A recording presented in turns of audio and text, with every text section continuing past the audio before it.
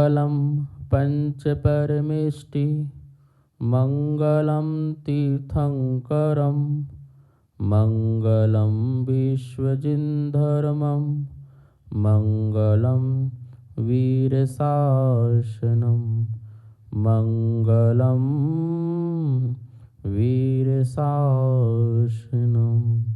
यस्य स्वयं स्वभावाप्ति रभावे कृष्णकर्मणः तस्मै संज्ञानरूपाय नमोस्तु परमात्मने नमोस्तु परमात्मने। इष्टोपदेश महान ग्रंथ है।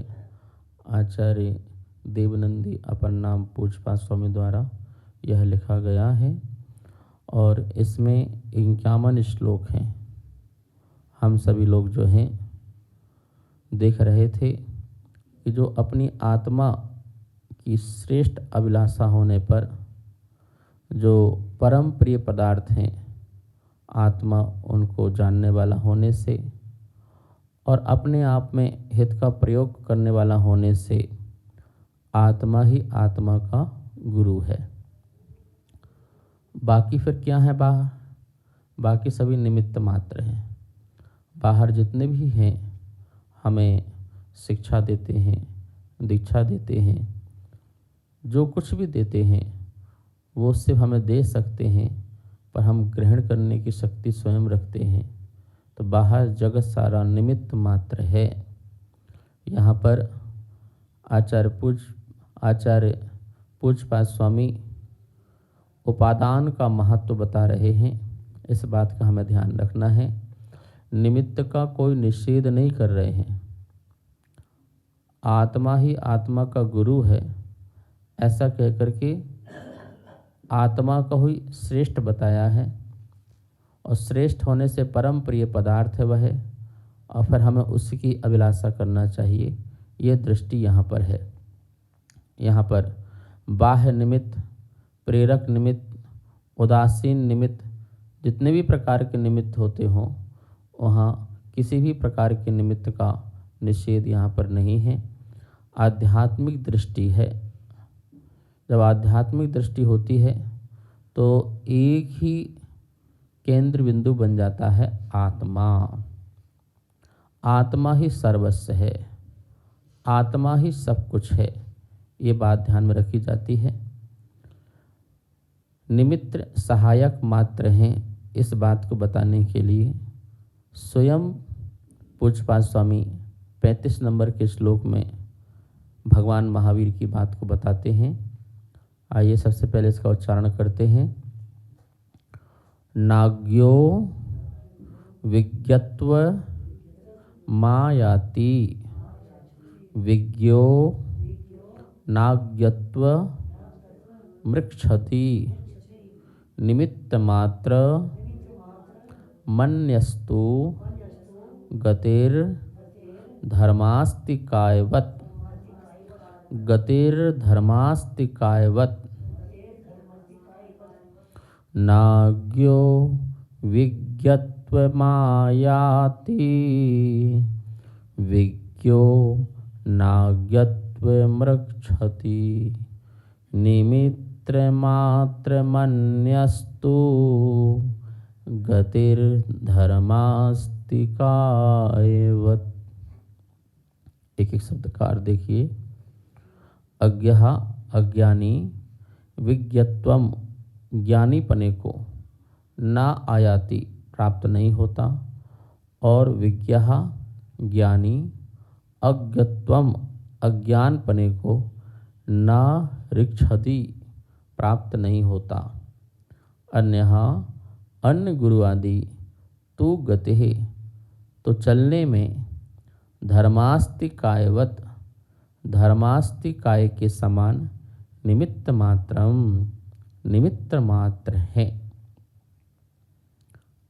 देखिए संधि कीजिए। ना अज्ञः विज्ञत्वम प्लस आयाति, फिर विज्ञः, फिर ना अज्ञत्व, अज्ञत्वम उससे निकलेगा ऋक्षति, ऋक्षति, फिर निमित्त मात्रम अन्यहा तु, फिर निकलेगा गतेहे, रा का विस्तार हो जाए गतेहे धर्म अस्ति कायवत।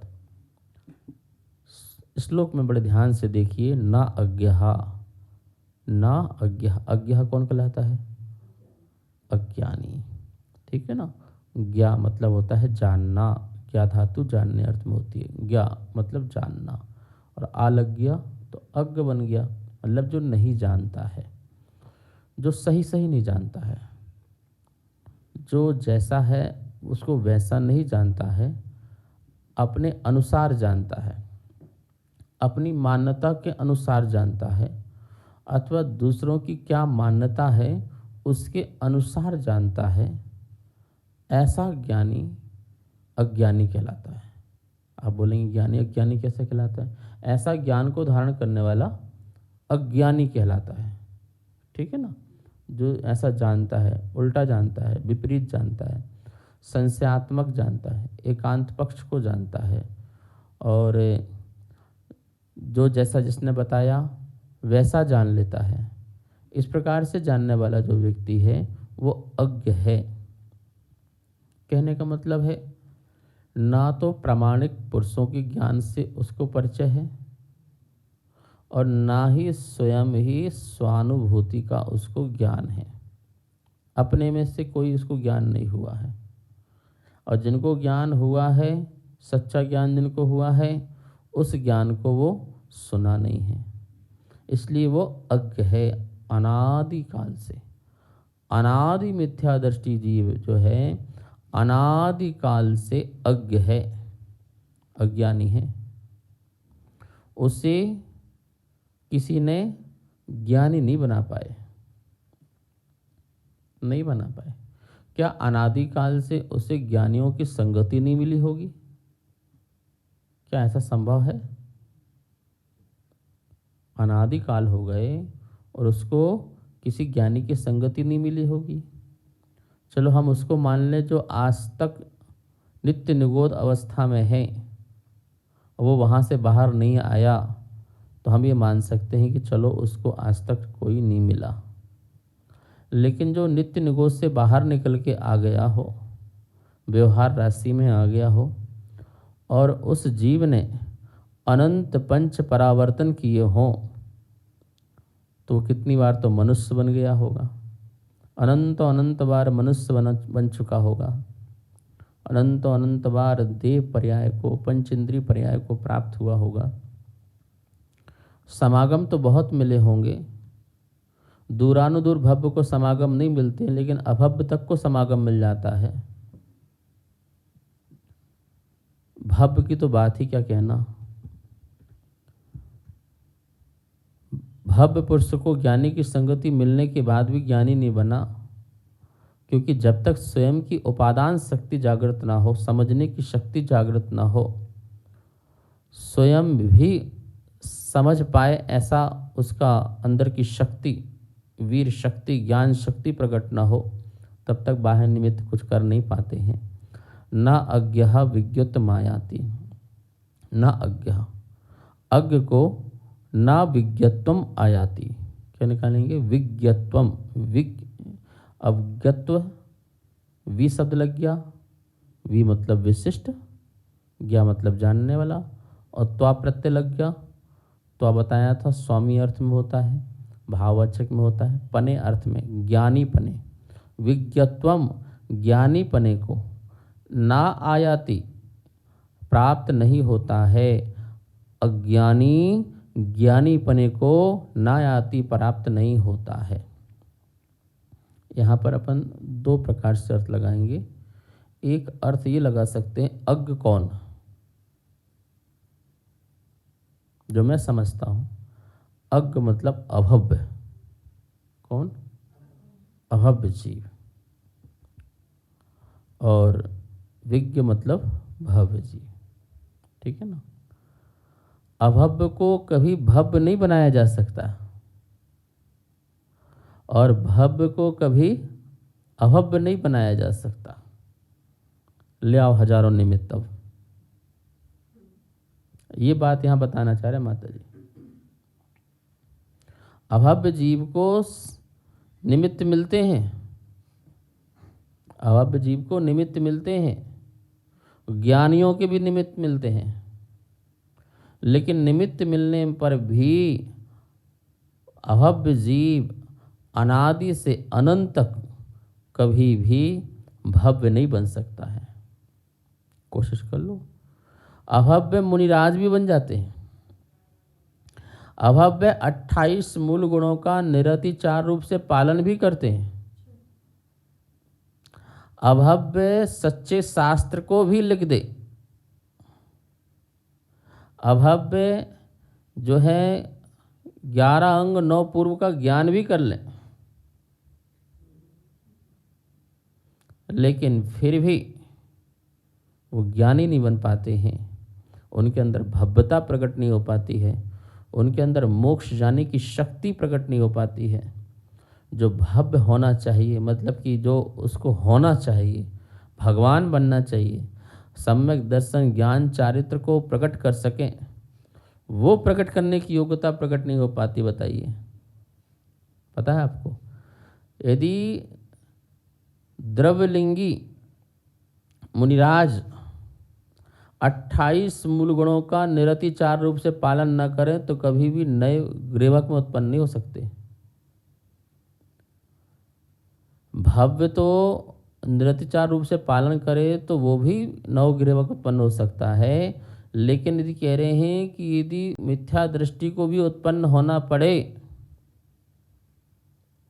तो उसे भी बिल्कुल जैसे भावलिंगी मुनिराज साधना करते हैं बाह्य चारित्र की, वैसी बाह्य चारित्र की साधना उसे भी करना पड़ेगी। और करते हैं, एक दोष भी नहीं लगने देते, लेकिन फिर भी मोक्ष की योग्यता, सिद्ध होने की योग्यता प्रकट नहीं कर पाते हैं।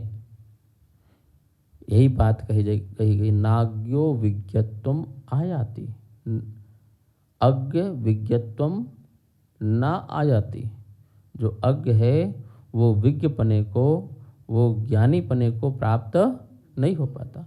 जो अनादि अनंत अभव्य मिथ्या दृष्टि जीव है, उसको सारे निमित्त मिलने पर भी, साक्षात दिगंबर मुनिराज के मिलने पर भी, और उन दिगंबर मुनिराज से दीक्षा लेने पर भी जो है वो आत्मज्ञानी नहीं बन पाते हैं, सम्यक ज्ञानी नहीं बन पाते हैं। और विज्ञो ना अज्ञत्वम ऋक्षति। और जो विज्ञ हैं, जो विज्ञ हैं, ना अज्ञत्वम ऋक्षति, ऋक्षति मतलब प्राप्त होते हैं, तो ना ऋक्षति मतलब प्राप्त नहीं होते हैं। विज्ञ अज्ञत्वम ना ऋक्षति। जो विज्ञ है, जो ज्ञानी है, वो अज्ञपने को प्राप्त नहीं होता। मतलब जो भव्य जीव है वो कभी भी अभव्यपने को प्राप्त नहीं हो सकता। करो, कोशिश करो पूरी। तुम्हारे मोक्ष जाने की योग्यता है, तुम्हें कौन रोक सकता है? तुम्हें सिद्ध होने की योग्यता है, तुम्हें कौन रोक सकता है? कोई नहीं रोक सकता है। ये भव्य और अभव्य की जो पहचान तो वैसे तो केवल ज्ञानी का विषय है, अथवा अवधि ज्ञानी, मना परे ज्ञानी बता सकते हैं भव्य कौन है, भव्य कौन है। लेकिन हम भी अपने आप में थोड़ा बहुत समझ सकते हैं कि हम भव्य हैं कि अभव्य हैं।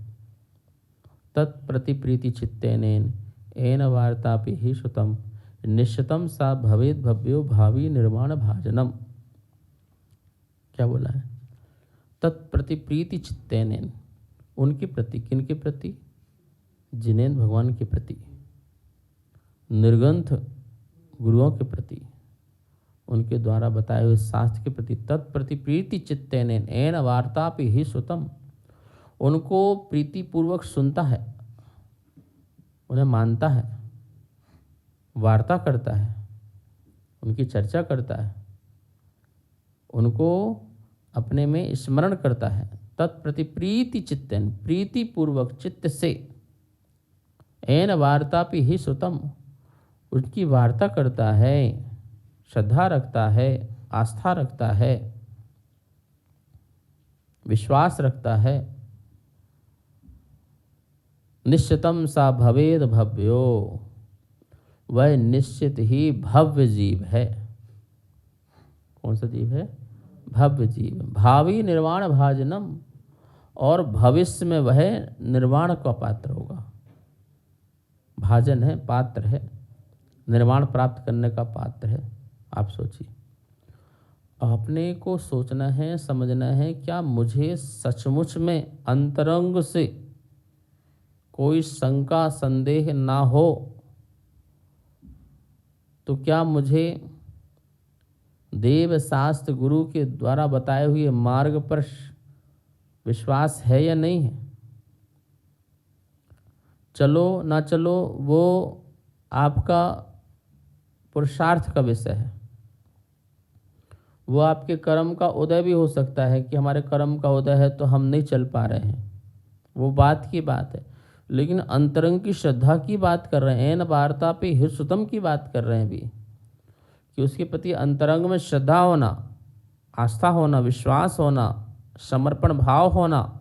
नहीं, यही है, इसी प्रकार है, अन्य नहीं है, अन्य प्रकार का नहीं। यही परमात्मा का स्वरूप है, यही गुरु का स्वरूप है, यही शास्त्र का स्वरूप है।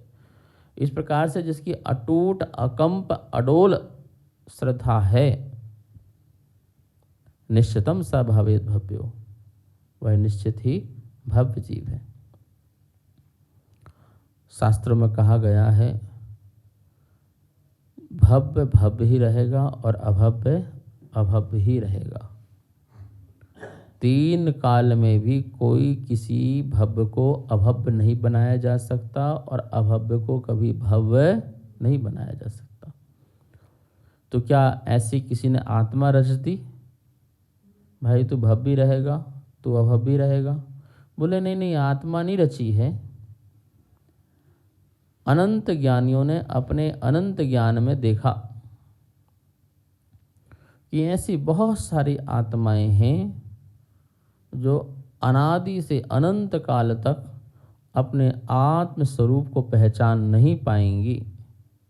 ये सहज है, तो उन्हें अभव्य कैटेगरी में रखा।